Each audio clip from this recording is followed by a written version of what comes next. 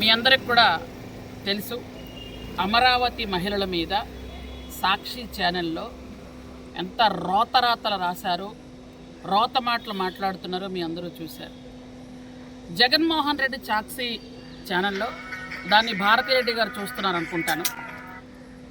అంటే ఆవిడ ఒక మహిళగా ఇంకొక మహిళల్ని అంత కించపరచడం అసలు మనం ఎక్కడ కూడా చూడం.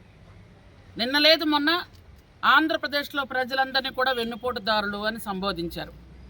ఈరోజు చూసుకుంటే అమరావతిలో మహిళలందరూ కూడా వేశ్యలు అన్నారు. ఆ పదం అనడానికే నాకు చాలా బాధగా ఉంది.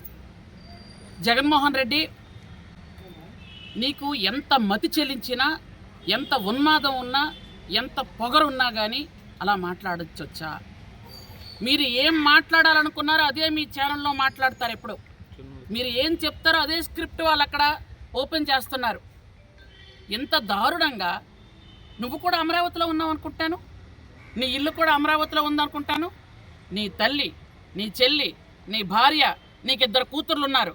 అంటే నీ ఇంట్లో 5 ఆడవాళ్ళు ఉన్నారు. అసలు ఏమనుకుంటున్నావు అసలు నువ్వు? అంటే ఆంధ్రప్రదేశ్ రాజధాని అమరావతి, అమరావతి అంటే ఆంధ్రప్రదేశ్ మొత్తం అన్నట్టే. అంటే నీకు మహిళల మీద ఎంత చులకన భావం ఉందో అర్థమవుతుంది. ఒక మహిళ బిడ్డకి జన్మనివ్వాలంటే ఎంత ఆవేదన పడాలి, ఒక పునర్జన్మ. అట్లాంటి ఒక మహిళని ఇంత దారుణంగా కించపరచాలని ఎలా అనుకుంటున్నావు నువ్వు? నీ ఇంట్లో తల్లిని చెల్లిని గెంటేసినంత ఈజీగా ఆంధ్రప్రదేశ్లో ఉన్న అందరు మహిళలకు కూడా కించపరచాలని మాట్లాడుతున్నావా? నీ ఇంట్లో భార్య, 2 కూతుర్లు ఉన్నారు, మర్చిపోయావా? నీకంటే తల్లి చెల్లి అంటే అక్కర్లేదు, బయటకు గెంటేసా బెడ పట్టుకొని. కానీ నీ భార్య ఉంది, నీ భార్య ఆ ఛానల్కి ఆవిడే ఓనరు. అలాంటి ఒక మహిళ ఉండి ఇంకొక మహిళని ఇంత దారుణంగా మాట్లాడడం ఎక్కడైనా మనం చూసామా? అందుకే పోలీస్ స్టేషన్లో వచ్చి కంప్లైంట్ చేస్తున్నాం. వీళ్ళందరినీ అరెస్ట్ చేయాలి. ఎవరు మాట్లాడారో, ఎవరు మాట్లాడించారో, ఎవరు దాని వెనక్కున్నారో ఇవన్నీ బయటకు తీయాలి. ఖచ్చితంగా అరెస్ట్ చేసి తీరాలి.